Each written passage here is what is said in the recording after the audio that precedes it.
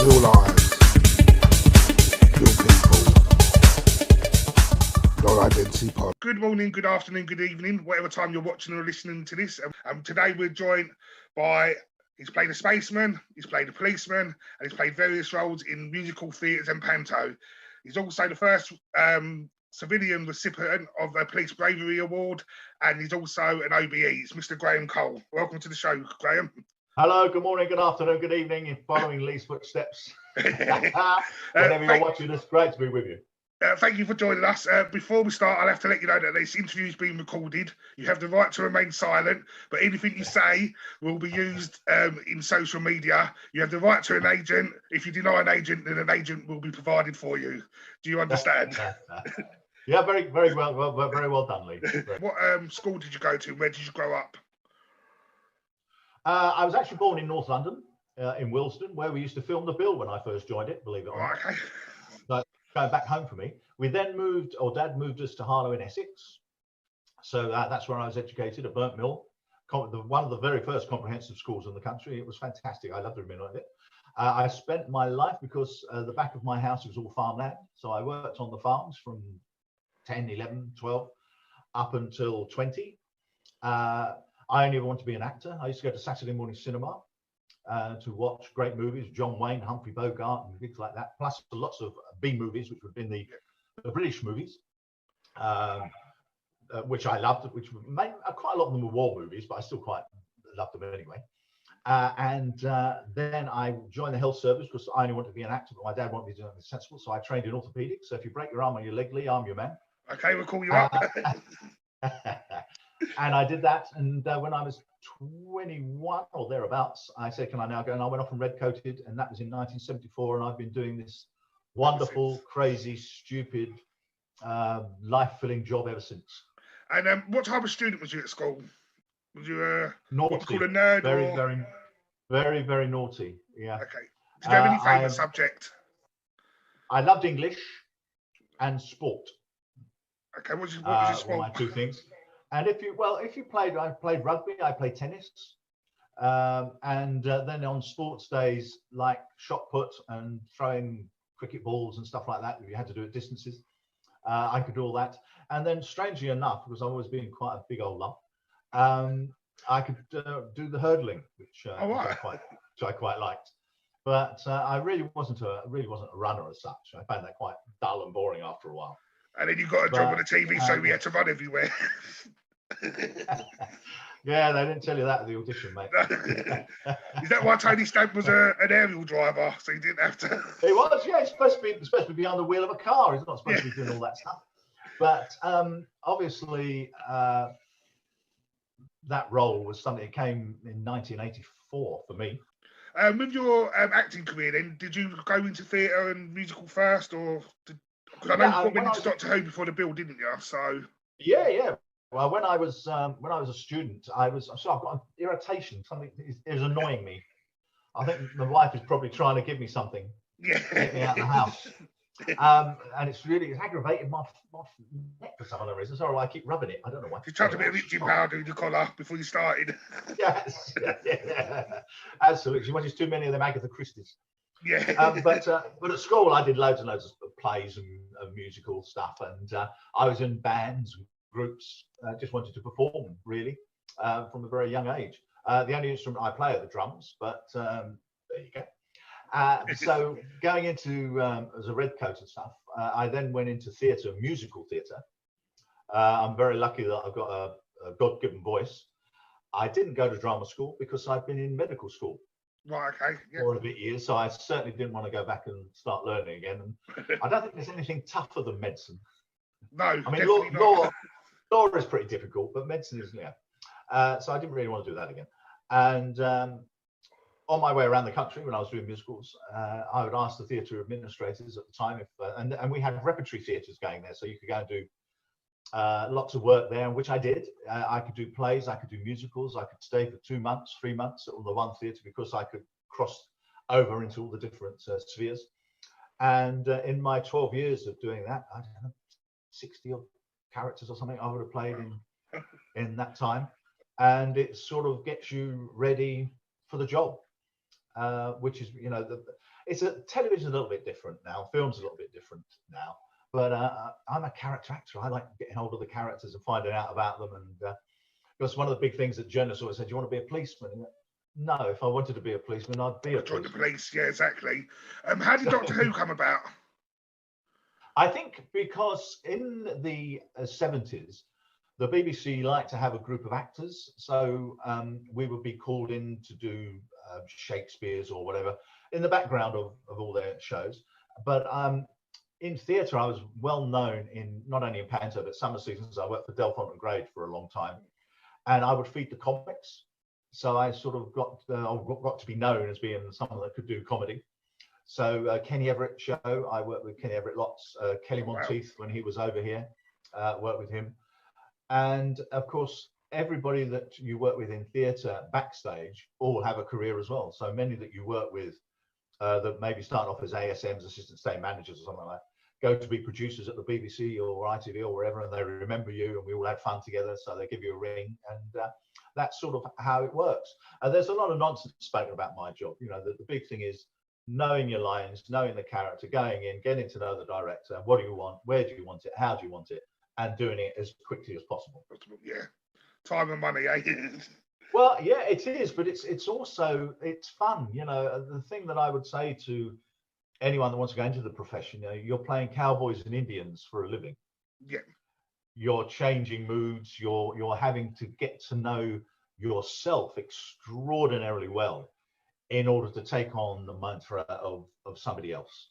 Yeah. And that can be quite difficult. You know, if the role is demanding, it can be very, very difficult. A lot of actors, I know, sounds a bit depressing, but they like acting to get away from themselves. Is that the same case for you, or because you're being someone else for months? Yeah, I think that's a really good question, Lee.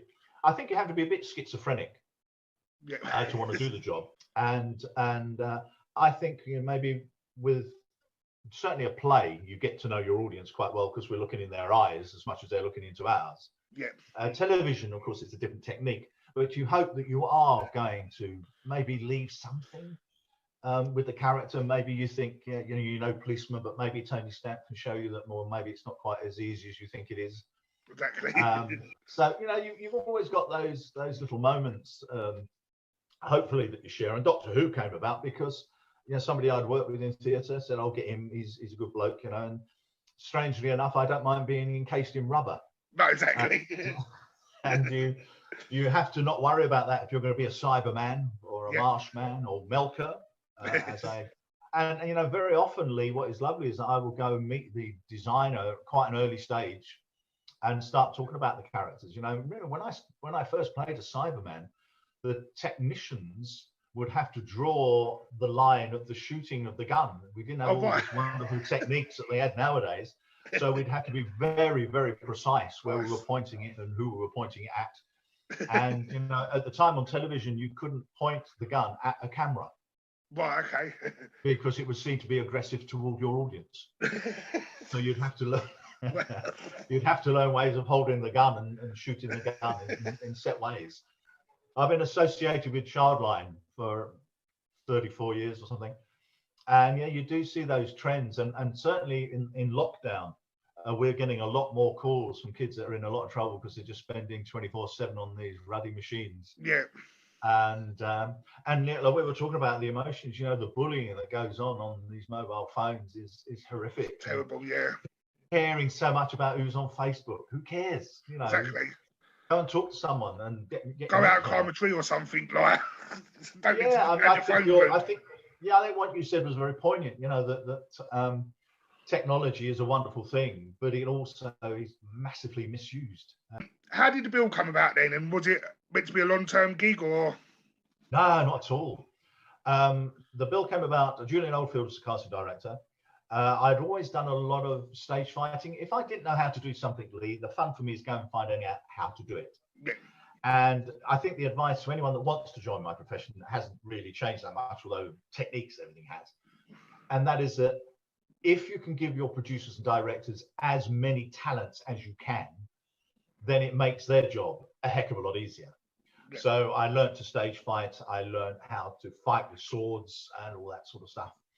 And so I was doing that, and Julian obviously said, "Oh, we need an actor to come and do some fight sequences, but he needs to be an actor as opposed to a stuntman or anything like that, because we just need him to do set things at set times or what have you." So that was my in, really, and they liked me. What happened then was just luck, and we all need that element of. But the bill was then being looked at about going, because we were only doing hour-longs at the time, about eight a year or something like that. And the rest of the year we were back into theatre doing our stuff. And then they were going to split the bill, so they wanted someone, and they just said to me, "Well, can you come in and just want tests really to see what we can do with the cameras?" One of the cameramen knew that I had a racing license, which I held for over 50 years. So I know cars, and I love motor cars, and I love going fast. And again, I like the difficulty of doing car shots. They are very, very complicated. I bet they are. Not only with where you're going and how you're doing that, but with the cameras, with the mics, with the lights. It's all really, really technical. And I loved all that side of it. We were using the equipment that you would use on the news, which isn't usually used for drama. So it was. And you using documentary equipment like handheld cameras, weren't you? Yeah, absolutely. Never done it at the time. And that's exactly what we were, a drama documentary. I think it's also the bill's downfall is we never won any awards because nobody knew quite what we were. Exactly. Whether we were real or not, you kind of go, no, what category? yeah. But anyway, we always used to get put in the dramas, sort of, we always used to be put up against golf or something like that. I don't understood why. Because there wasn't a hope in hell that we're going to win up against anything like that. But anyway, even when I was doing Doctor Who, I'd be sat in the corner as a Marshman or whatever. Or a Cyberman with the helmet taken off, because that was held on with 4 screws. So once you screwed in it, that was it. We had a little mesh where our mouth was, and they shove a straw through so you could suck a drink, keep hydrated. If a managing director doesn't know the cleaner, doesn't know his post guys that work in the post, doesn't know the secretaries, then he shouldn't be in that place, should he? No, exactly. Everyone's part of the cog. It's not just about the actors, or it's not just about the director, or if you haven't got the person there adjusting the lights, then you ain't going to have a show either. So, I mean, a program like The Bill, we had 400 behind us. Wow. That'd be four different crews with directors and assistants and cameramen, lighting men, and all that stuff. But also in the script department, script editors, producers, online producers.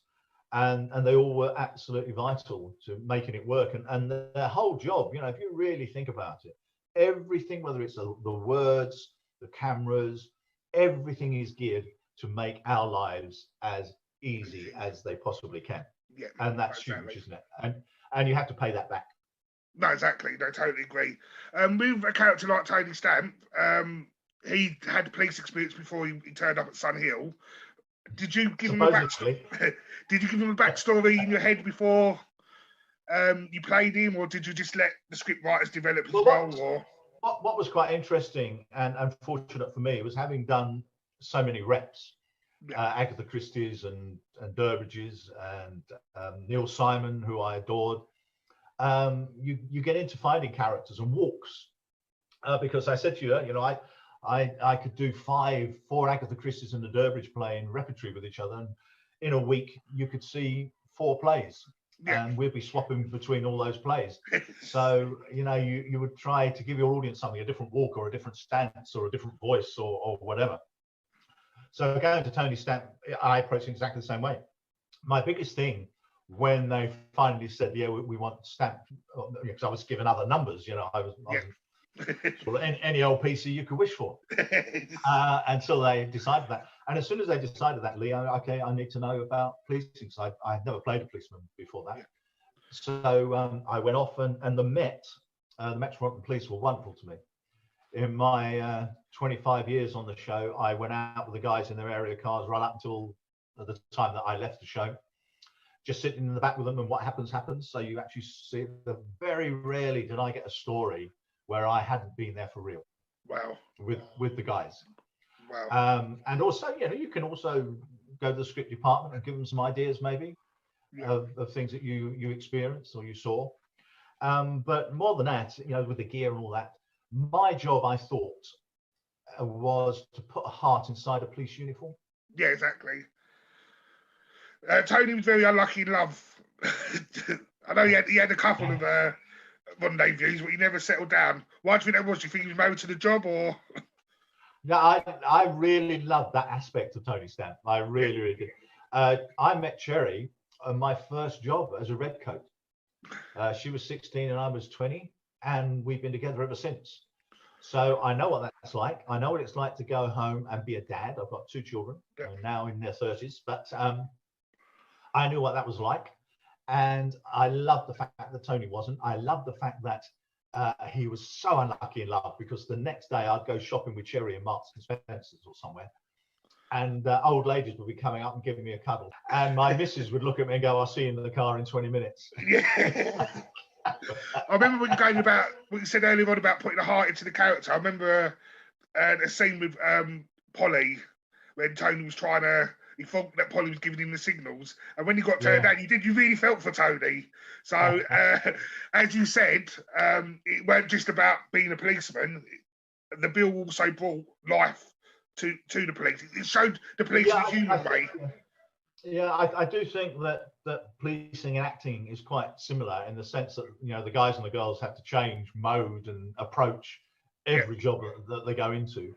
The problem that they really have now is they don't have any downtime. The same as the paramedics. They're just going from job to job to job, and you do need time to recover. I like the. You know, I don't want to play me. Yeah, you know, that's really boring. And one of the interesting things is that an exec producer came to me once and said, "You know, you never come in and say Tony wouldn't say or do that. You know, you're one of the few actors." And well, I wouldn't know that, would I? I'm not him. Exactly.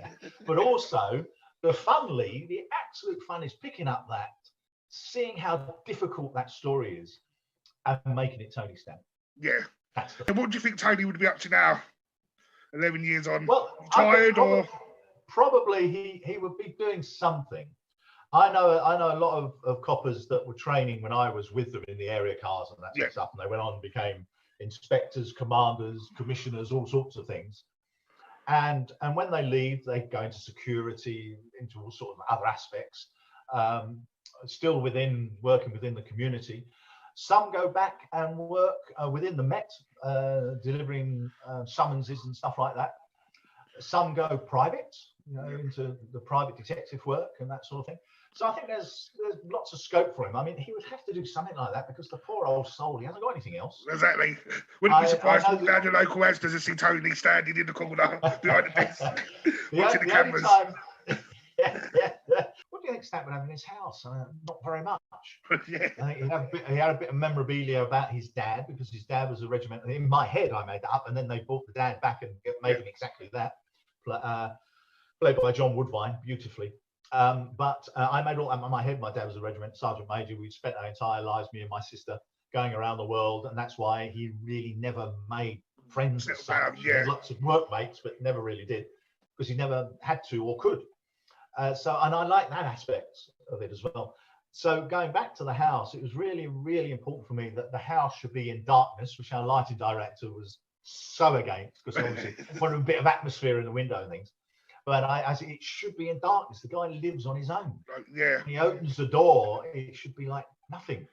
And when he goes in, he's got a really good television, really good microwave, comfortable settee, a nice bed, and that's about it. And a bit of memorabilia up the wall. And bless them, you know, that's exactly what they did. And you know, the art department on the bill was extraordinary, because you would run in the house as we would, with the only television program about the police that didn't show you the crime. You arrived when we arrived, so you saw. And so, as the police have to do, you can't look at the mouthy one, look at the one that's, you know, looks as though they're agitated or whatever it is. But in a house, you run in the house and you have a look around. You know, is it scruffy? Is it clean? Is it nice? Is it, you know, and all that stuff is in your head, so you're gearing yourself up what's going to happen. And I love that aspect of the bill. I thought that absolute precision and care was extraordinary, which is why it lasted as long as it did. Yeah, and with Tony leaving, was that a mutual decision, or did they say, sorry, Tony's run his course, or because you left a year before the bill finished? They thought that the bill needed a revamp, but I mean, it changed continually. Yeah, through it was very good the at whole big of my acting. 25 years there, and Yeah. I was very fortunate in most instances that they chose Tony to change or a stamp story Yeah. to change the sort of working system. No, they thought he needed to be younger and more sexy or whatever it was. I wasn't young and I wasn't sexy, so I guess that's why you're in But the like pilot line. any company, people move on, new people come in, don't they? That's Yeah, just... I thought the saddest thing was when it actually did come to an end. Did you like the final scene, like that it ended just on a normal day after a big high-profile storyline, and then you just see the cast getting on, going down the pub or whatever? Did you like that they ended it like that, or did you want a big explosion? Well, I think ITV in their wisdom were thinking of maybe you could bring it back at some point. I don't think, in all honesty, and I'm not saying it because I would be part of it. Yeah. I just think it would be very, very difficult. I think you could do where Stamp and somebody like that is back at Sun Hill and you sort of meet the coppers because he is doing community work. He is doing community work or something like that. Yeah. And so, but I think to actually do what the police do now, it's a very, very, very different profession. Yeah. And I'm not sure that you could, the bill at the time was an education. We really did get the equipment before the other coppers did. Before the coppers on the real coppers got it, we'd have asps and sprays and all sorts of things. Did you have to do specialised training? Because obviously the new equipment was coming in. So did you have a day's training of how to use the sprays and? Yeah, and as actors joined the show, they would have to go off and sort of have a chat to policemen, but also do the training with the cuffs and as much to not hurt your guest artists as much as anything else, because obviously they're being cuffed and it does hurt to be handcuffed. It's not easy. And if anyone ever looks at policemen, well, why does it take 4 of them? If you've got someone that's either alcohol or drug induced, it will take a person on every limb, one on one leg, one on the other leg, one on each arm, to get the handcuffs on. I started, along with a couple of mates, a new charity called Post Traumatic Stress 999, which is just for the blue lighters. Oh, that's really and good. That's for support, but we're online talking to them. We do a lot of seminars. We go out, we talk to coppers. Quite a lot of them say, what the hell do you? I mean, they like the fact that Tony Stamp is there. I have to say, I'm very lucky from that point of view. I will also take a fair amount of stick from them about various storylines. But then again, I'm able to say, well, acting is just stress. It isn't anything else. It is just stress. You're learning lines, you're hitting marks, you're playing characters. If Wednesday your character has to cry, you start gearing yourself up on Monday night. So when they shout action at you, you cry. That's the job. It's not complicated. It's not clever. It's just the job. That's what you have to do. But as you say, your family are aware that you're going through those stages because obviously you do. And what do you prefer? Do you prefer television work or do you prefer theatre? Or is it the same on two different levels? The work is totally different. And your approach to it is totally different.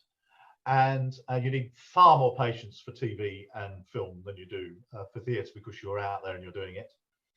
You also have the ultimate power because even if the director really wants you to do something, once you're on that stage, it's yours.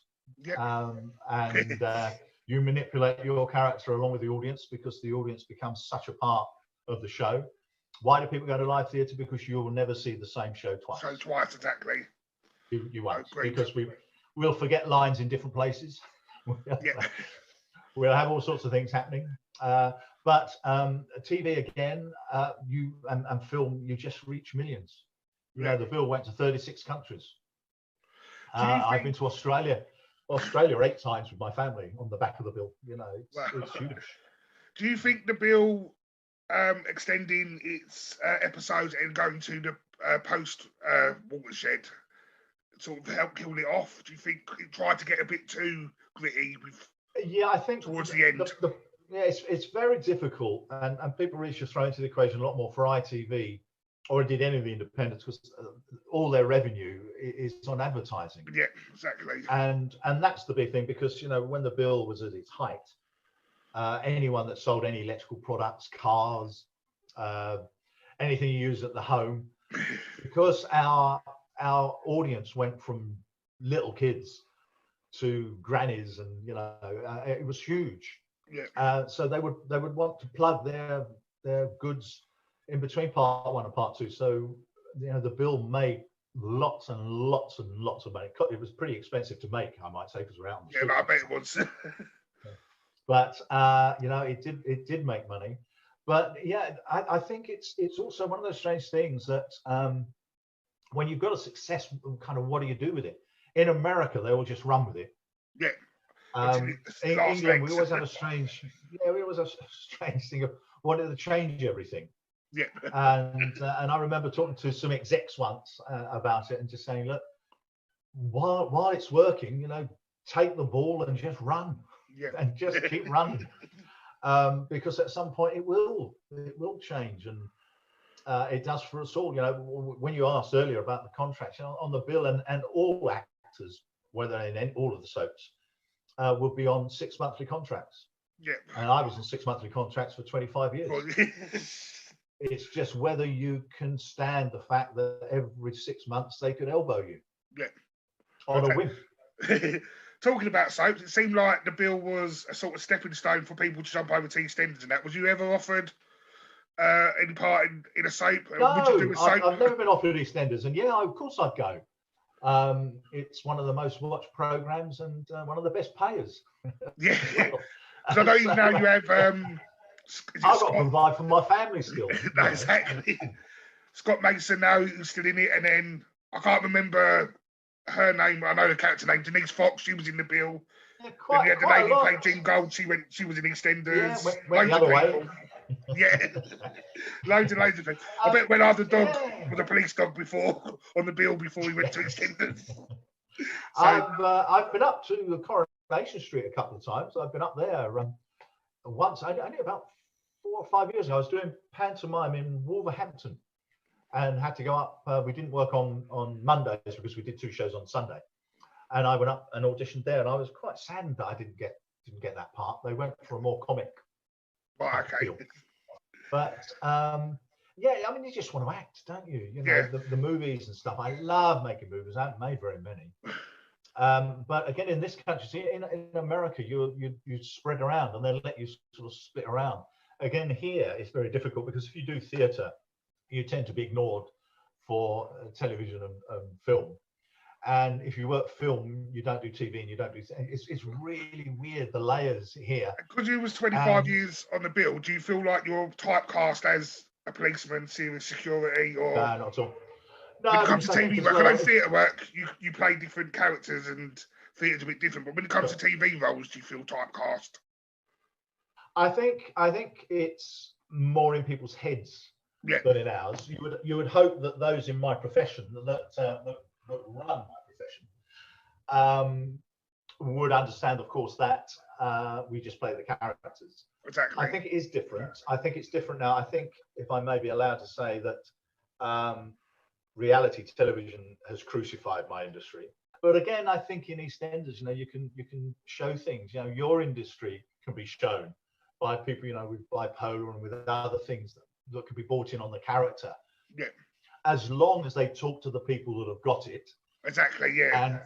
And write it correctly and don't sort of take it off into the mystical world. The problem you have, as indeed on the Bill or anything else, is how you portray it, because you've got to try and find some kind of drama.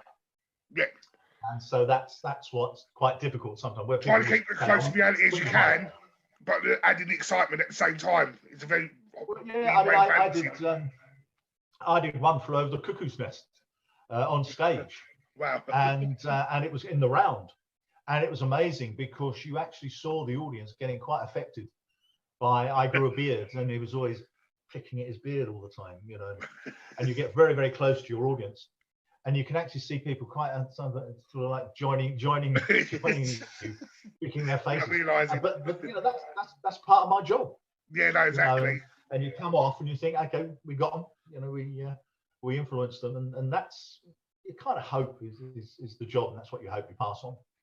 Was there any area of the Bill storylines they touched that you thought they took a bit too far, or was it done correctly? But do you think it ever went too far, or like with the corrupt cops and all that, when you had Don Beach and all that, it was a bit? Yeah, I think it's what is very difficult is obviously that again is drama. Yeah. The only thing I thought was a little bit difficult, and you had to really sort of step back a little bit, was how come none of us noticed?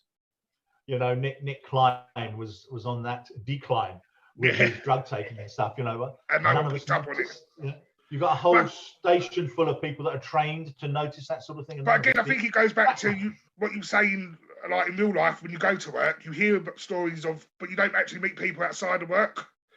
So that because like, I mean, I thought stuff like Carver's alcoholism, I thought was handled beautifully. Yeah, no, definitely well written and fantastically acted by Mark Wingett. You know. Yeah.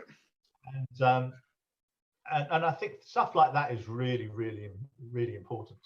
And the fact, you know, that Tony Stamp never had a girlfriend. You know, there was an episode once, you know, where he was nicking everything in sight. He had this long-term nurse as his girlfriend, Julie. And in the end, sort of Cryer gets him up against the wall and sort of, what the hell's wrong with you? And Trudy Ackland was there, you know. And he just said, well, I asked her to marry me last night. She said no. And so the next day, he just nicked everybody in sight. Taking out his frustration. Frustration on the so public. I think there's elements of that. Yeah, I think there's elements of that you can throw into. And the typecasting bit is quite difficult because, you know, the thing about it is playing Tony Stamp for that long also gave me 36 pantomimes. Yeah. Because people know who I am and they come in. My job then, Lee, is to show them when I ain't Tony Stamp. No, exactly. I used to play the villain. Yeah. It's like last year we saw Peter Pan and he had Steve McFadden as Captain Dashies. And again, even that's a great role. Yeah, even though he plays villainous in EastEnders, he was still so far away from Phil Mitchell. Yeah. That you forgot he was watching him. It was like, yeah, absolutely, isn't that? And great? That's the best thing about Panto, as you said. You can see having an image of someone in your head. Go and watch. I think last year it was Aladdin with Martin Pellow, and he played Jafar, and it was completely crazy to see this sinner as a villain, and that's what I love about the pantomime. Absolutely, you've got these preconceived ideas. Roles. Yeah, no, definitely. I love playing villain. I love playing villain because Tony Stamp was pretty much an all right bloke. I like playing him because people aren't expecting you to get the kids booing, and my God, do they boo me. That's when you know you do your role perfectly well, isn't it, about the boos? Yeah, I mean, the thing is, it used to upset my daughter tremendously, who also is a trained actor. It used to upset her tremendously when she was younger because on my walk down, of course, I'd still be getting booed where everybody else got cheered. and that's one of the things, Lee, you know, when you talk about the emotions of it all, you've got to be ready for that. You know, if you want to be a baddie, you're a baddie. Exactly, you've got to take it. Yeah. And if you aren't a baddie, if you aren't a baddie, nobody else has got anything to play off. Exactly. You need, every good hero needs a good baddie. It's classic in that story of good versus evil. Yeah. How did the Police Bravery Award come about?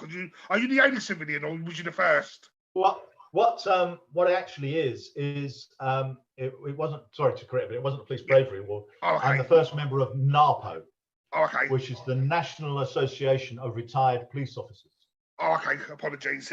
and you get that if you've been a serving police officer, but also if you'd won gallantry awards, Queen's medals, commissioners' commendations. So I was, and I think probably still am, the only civilian member. And I go to the meetings and I get barracked and shouted at, quite rightly, because I wasn't a real one. But I'm able to bring something to it, I hope.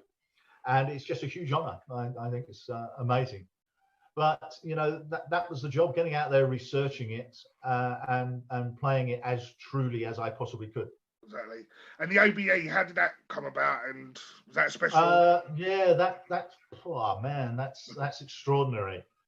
It comes in a brown envelope. Yes. And my missus, and you know, I've already mentioned my car driving. Yeah. My missus said, "You've got another speeding ticket." In the old days, when the police would stop you and talk to you about doing that sort of thing, doesn't happen too much now. I would always say to them, "Well, it's your fault. You trained me." Yeah, exactly. Yeah. But oh man, it came about because of the charity stuff. But you know, we've always mentioned it you care enough to get this organisation up and running, and it takes over your life, and your missus is shouting at you because you're missing a birthday, or you're not at some event they'd rather you be at. And the charity stuff comes back because, I've had a charmed life. It's been very difficult for Cherry and for the family to live the life. Much easier for you that are doing the job, living the life. I've always said to him, doing the job's wonderful, living the life is a complete pain in the bum. I bet it is. It's, when you read the letter, it comes from Buckingham Palace on behalf of the Queen. And it's the Prime Minister that writes to you, and you kind of go, blimey. It came about from a police officer that I've done load of charity stuff with over the years. And, you only do it, and you must get the same thing, Lee.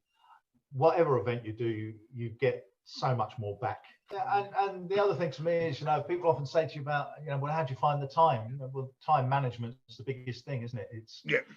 It's being able to just maybe, now it's more psychological. I do a lot of, I do 20 minutes of yoga and relaxation every night. I get rid of all the negatives in my head, because if you go to sleep and you keep the negatives, that is what your subconscious will play on for the whole of your sleep. So you'll wake up as drained, as maybe more so sometimes. So it's really important to get rid of that. But I've learned that over the years. I've learned that. When I was at school, everyone was doing Hadrian's Wall or whatever to get their final mark, for the GCSEs. I did hypnosis. So I've always been a little bit different to everybody else. Also, I like the fact that who the hell was going to mark it? Exactly. No, that's very good. That's very, very true. But the OBE is a huge honour, and what it does for the charities is it opens doors for us. Exactly. Yeah, must do. Which is a great help to what you want to achieve. So, finally, before we wrap up, I know you've touched on it throughout the interview, but what advice would you give to young people wanting to go in your field and your industry? It's very, very difficult. We've got, I don't know what it is, 240,000 come out of drama school every year.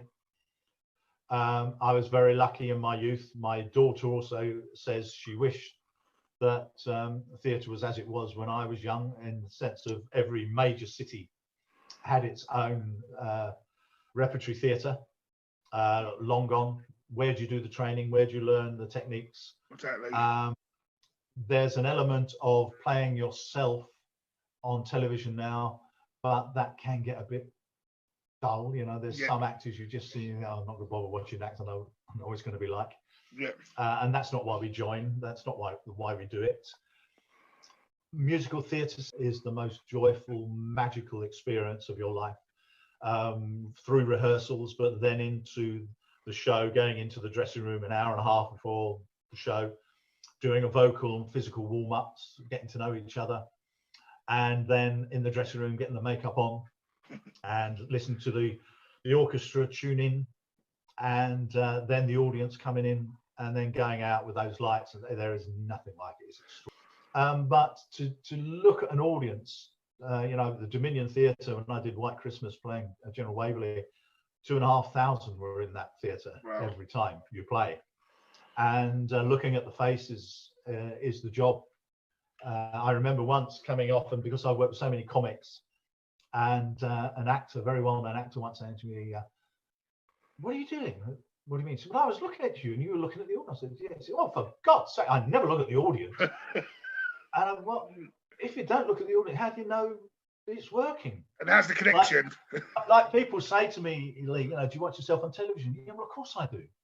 Because you're trying stuff all the time, and if you don't look at yourself, how do you know whether it works or not? Exactly. And plus we've all got an ego. I'm not too sure that people say, "Oh, I can't possibly look at myself," whether that's actually true. No, exactly. But for young people, the most important thing, whether you're in my profession or any other, know what you want to do, be true to yourself, believe that within you are stronger and more equipped than you think you are.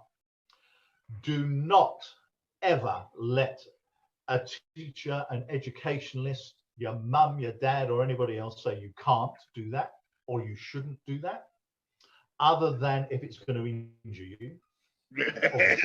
Did it say? Certainly, from the point of view of what you can achieve, that's up to you.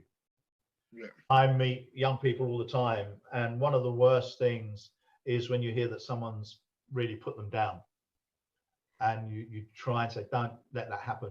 And then the saddest of all is the other end of the spectrum, where you meet someone that's really old that said, I wish I'd.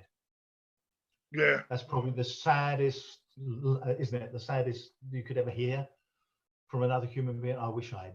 Well, why the hell didn't you? Well, I'm going to wrap up the interview here. Thank you so much for joining us. It's been a... Let's wrap up on something happy. Yeah. Do you want to give us a quick song?